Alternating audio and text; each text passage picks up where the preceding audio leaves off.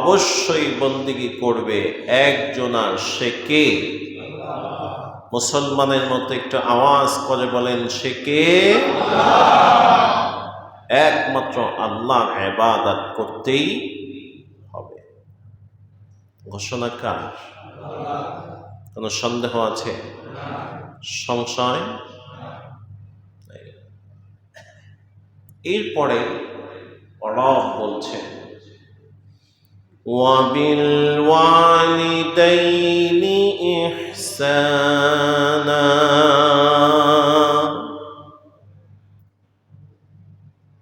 রবের গোলামের পরে সবচেয়ে বেশি হকদার হচ্ছে তোমার মা, তোমার বাবা। মা আর বাবার প্রতি ইহসান করো। কি করো? ইম্মা ইয়াবলুগান্না ইনদাকাল কিবারা আহাদুহুমা আও কিলাহুমা, যদি তোমার মা অথবা বাবা অথবা উভয়জন খেদমত পাওয়ার উপযুক্ত হয়ে যায়, বৃদ্ধ বয়সে বৃদ্ধা বয়সে যদি উপনীত হয়ে যায়, তবে তোমরা তোমাদের দুই বাহুকে, তোমাদের দুই হস্তকে, দ্যাট মিনস তোমাদের গোটা কর্মকে এবং চিন্তাকে মা বাবার ইহসানের জন্য, মা বাবার খেদমতের জন্য বিলিয়ে দাও। فلا تقل لهما أف ولا تنهرهما وقل لهما قولا كريما।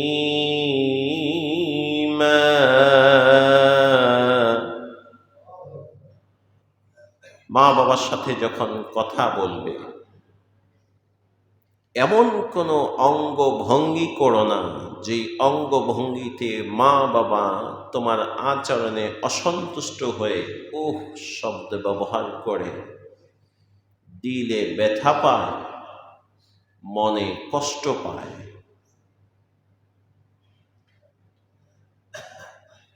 ولا تقل لهما أف ولا تنهرهما, ধমক দিয়ে কর্কশ আওয়াজে গলা উঁচু করে কথা বলো না। কিভাবে কথা বলবে? وقل لهما قولا كريما, সব সময় উত্তম কথা বলবে।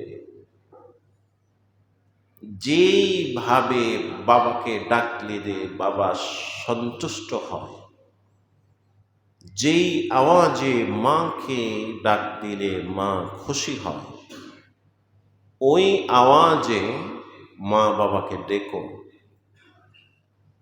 কখনো অসৌজন্যমূলক আওয়াজ দিয়ে মাকে আর বাবাকে সম্বোধন, আহ্বান ডাকা যাবে না। আমরা কি মা বাবাকে সম্মান দেই? অধিকাংশ ক্ষেত্রে সম্মান দেই না। অভিযোগ হচ্ছে, হুজুর মা বাবাকে তো ভালোবাসতে ইচ্ছা করে কিন্তু তাদের কারণে ভালোবাসতে পারে না। কেন? মা বাবা আমার উপরে জুলুম করেছে। কি করেছে? এক ভাইকে বেশি দিছে আর এক ভাইকে কম দিছে, আমাকে ঠকাইছে, আমার বড় ভাইকে জিতাইছে। অভিযোগ আছে না নাই? বাবা আর একটা বিয়ে করছে, অভিযোগ আছে না নাই? বিবিধ অভিযোগ। এই কারণে মা বাবাকে আমরা ইচ্ছা থাকতেও মন থেকে ওঠে না তাকে শ্রদ্ধা করার জন্য। এই অভিযোগটা সন্তানদের কাছে খুব বেশি, অনেক বেশি। আবার এর সাথে একটু হেডলাইন দিয়ে দেয়, মা বাবা তো জন্মদাতা, তাদেরকে তো ভালোবাসতেই হয়, সম্মান করতেই হয়, কিন্তু তারা যদি সম্মান নিতে না পারে, তারা যদি সম্মানের উপযুক্ত না হয়, তাহলে দিব কি করে? এই অভিযোগ আজ এই জনপদে কম না বেশি? চলুন রাসূলুল্লাহ কি বলছেন। রাসূলুল্লাহর কাছে একজন সাহাবী এসে বললেন, ইয়া রাসূলুল্লাহ, মা আর বাবা যদি আমাদের হক নষ্ট করে, আমাদের উপর যদি জুলুম করে, আমরা কি তারপরও তাদের প্রতি জুলুম করব না? তারপরও কি তারা আমাদের কাছ থেকে খেদমত পাবে, ভালো ব্যবহার পাবে? কথাটা শোনার পরে নবীজির নূরানী চেহারা মোবারক লাল হয়ে গেল।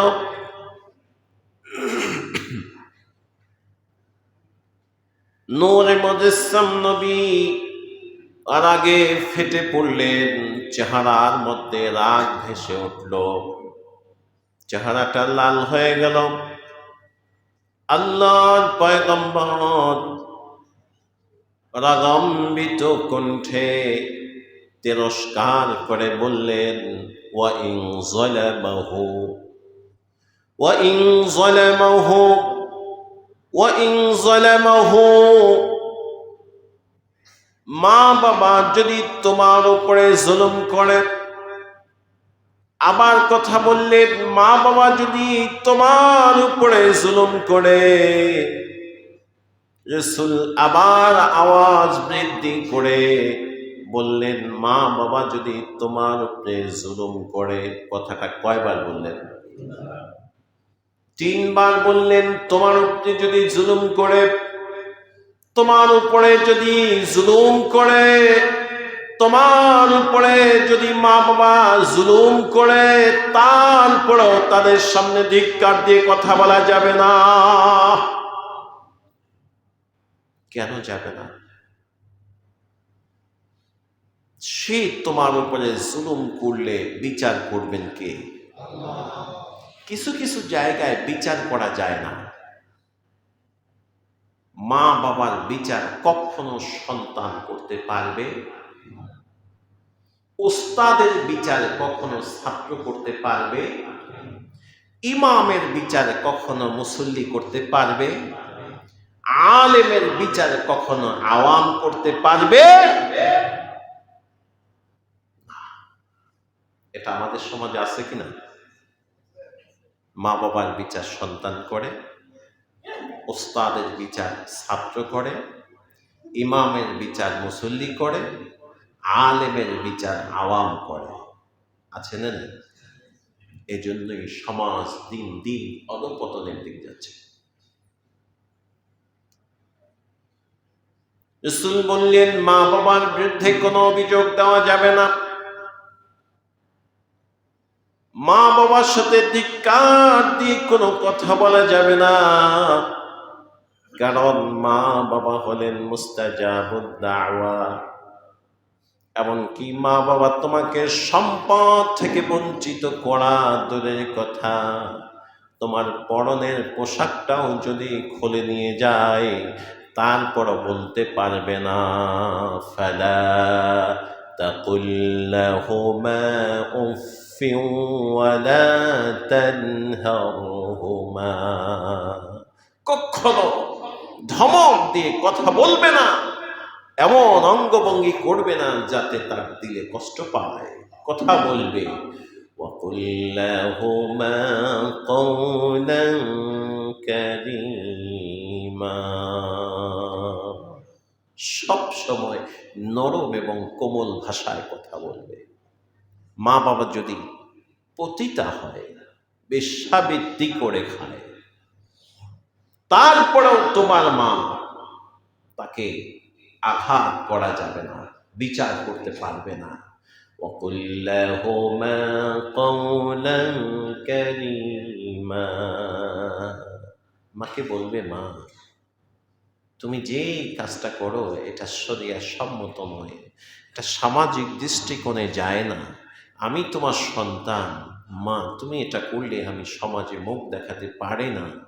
মাকে নরম নরম ভাষায়, আবেগপূর্ণ ভাষায়, বাবাকে নরম নরম ভাষায়, আবেগপূর্ণ ভাষা দিয়ে মা আর বাবাকে নসিহা করা যাবে।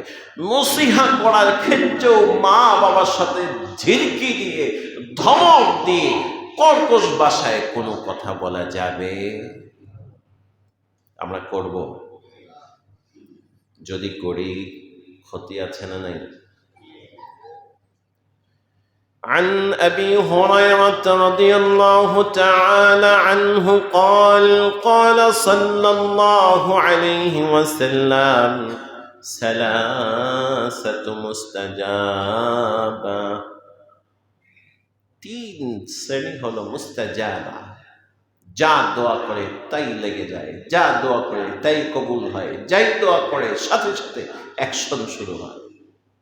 কয়জন বলেন না, কয়জন? তিনজন। এক নাম্বার, গত জুমায় আলোচনা করছি, জালিম, মাজলুম। মাজলুম যদি জালিমের জন্য দোয়া করে, দোয়া করে সাথে সাথে লেগে যায়। মুসাফির, মুসাফির যারা সফরে বের হয়, নিজ এলাকা থেকে 48 মাইল দূরত্বে সফর করে, 48 মাইল দূরত্বে সফর করা ব্যক্তিকে বলে মুসাফির। আর এই যে হাত পাতে যারা, এরা হলো ভিক্ষুক, এরা হলো সায়েল। আমরা এদেরকে মুসাফির বলি, এরা হলো সায়েল, বাংলায় হলো ভিক্ষুক। সায়েলের দোয়া কবুল হয় না, মুসাফিরের দোয়া কবুল হয়, ভিক্ষুকের দোয়া কবুল হয় না। এরা মুস্তাজাবুদ দাওয়া না। মুস্তাজাবুদ দাওয়া হলো মুসাফির, যে সফর করে, যা দোয়া করবে তাই কবুল হয়ে যাবে। তিন নাম্বার, ওয়াদাওয়াতুল ওয়ালিদাইনি আলা ওয়ালাদিহি, মাতা পিতার দোয়া অথবা বরদোয়া সন্তানের জন্য ডাইরেক্ট আরশে আজিমে চলে যায়, কোনো বাধা প্রাপ্ত হয় না। দুনিয়ার সব দোয়া আর বরদোয়া বিফলে যেতে পারে, দুনিয়ার সব কিছু বিফলে যেতে পারে। মা আর বাবা যদি দোয়া আর বরদোয়া করে, উভয়টা আল্লাহর দরবারে 100 ডাইরেক্ট অ্যাকশন শুরু হয়ে যায়। Direct action. অনেক পোড়া কপাল আছে, মা বাবার সাথে খুব অন্যায় আচরণ করে, মারে, গালিগালাজ করে, আছে না? অনেক পোড়া কপাল। এদের মতো পোড়া কপাল আর হতভাগ্য দুনিয়ায় আর দ্বিতীয়টি নাই। মা বাবা কতটুকু গুরুত্বপূর্ণ, বুখারী মুসলিমের একখানা হাদিস থেকে শোনাচ্ছি। বনি ইসরাইল যুগের একজন মহা ধার্মিক ব্যক্তি ছিলেন, যার নাম হলো জুরাইজ। মাঠের মধ্যে পশু চড়াতেন। মাঠের কর্নারে একটি ঘর করে নিয়েছেন ইবাদত করার জন্য।